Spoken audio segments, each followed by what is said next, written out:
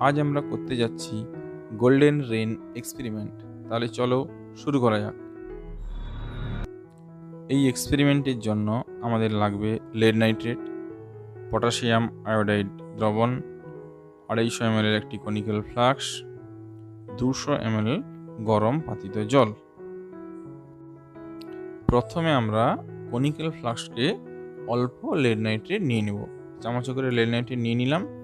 তারপর ফ্লাস্কে ধীরে ধীরে 200 ml গরম পাতিত জল ঢেলে দেব।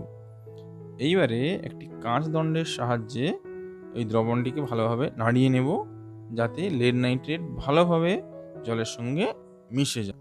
এরপর আমরা একটি ড্রপারে কিছুটা পটাশিয়াম আয়োডাইড দ্রবণ নিয়ে লেড নাইট্রেট দ্রবণে মিশিয়ে দেব। দুটো দ্রবণকে মেশাতেই একটা সুন্দর হলুদ রঙের পদক্ষেপ তৈরি হতে শুরু করছে। কেন বলো তো? কারণ লেড নাইট্রেট আর পটাশিয়াম আয়োডাইড বিক্রিয়া করে হলুদ রঙের লেড আয়োডাইডের পদক্ষেপ উৎপন্ন করছে, যে বিক্রিয়াটা তোমরা স্ক্রিনে দেখতে পাচ্ছ।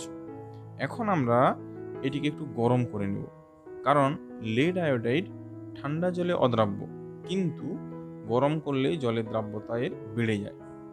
তাই এই দ্রবণটাকে গরম করলে পদক্ষেপটা পুরোপুরি জলে দ্রবীভূত হয়ে যাবে।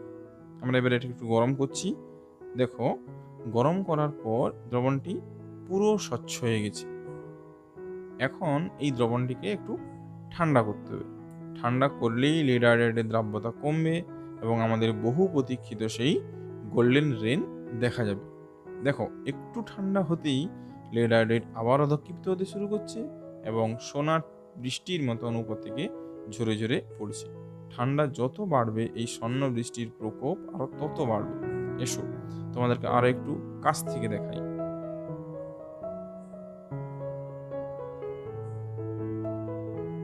একবারে কাছ থেকেই দেখা যাচ্ছে। দেখো কি সুন্দর, তাই না? একবার অপরূপ লাগছে।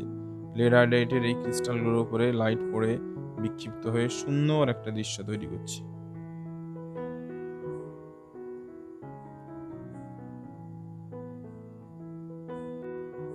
এই অধক্ষেপকে আমরা একটা ফিল্টার পেপারে ছেঁকে নিয়েছি, আর দেখো কি পাওয়া গেছে। এ তো পুরো সোনার পাউডারের মতন লাগছে।